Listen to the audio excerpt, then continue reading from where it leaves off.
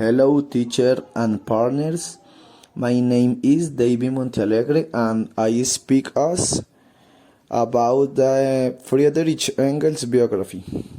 Friederich Engels was born on November 28, 1820 in Barnet and died on August 5, 1895 in London, England, with 74 years.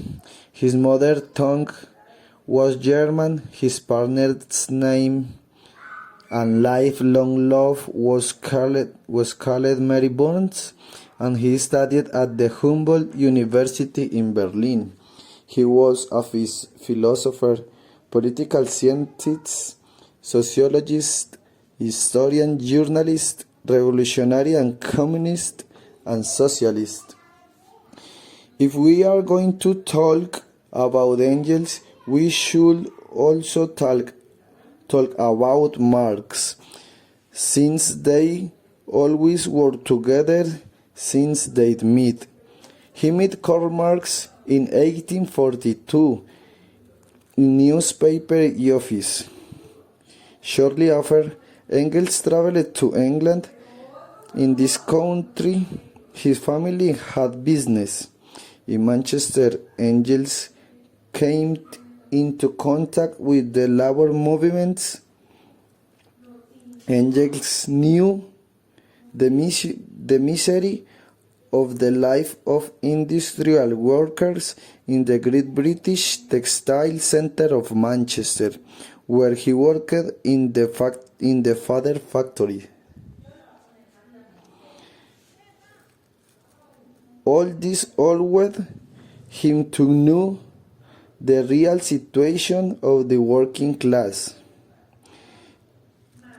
In 1844, Engels began his collaboration with Marx, which would last for 40 years. Then, together, they produced the most important works in this current of thought, such as El Capital. By the 18 years, England and France led the formalization of occupational health and safety in Europa with various innovations. While living in Manchester, he wrote his first book, The Situation of the Working Class in England, in 1845, where he made an analysis that denounced the poor quality of life and health of the working class of the time. However, despite all these reforms and advances, in 1875, many children in Europe were still working in ignorance and inhuman conditions. Also, many workers died before reaching the age of 20. In 1884, in Manchester, the machines operated without protection. And in 1855, they also contemplated similar laws. The contemplated aspects such as ventilation, signaling, and also use of pressure gauges and valves and brakes.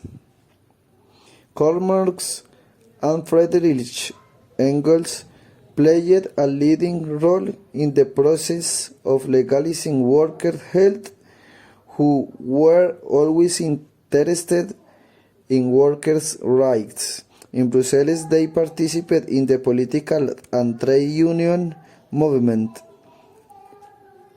seeking the triumph of communists. Then they would become the promoters of unionization that would serve as channel of the improvement of working conditions, including safety. For these times, in the United States, women and child workers come from farms and worked up to 14 hours a day. We can say that beyond his political inclinations, the transcendence of his ideas in the labor reforms of Europe and America. In 1886, the Chicago Revolt took place, which ended with the just establishment of 8 hours of work.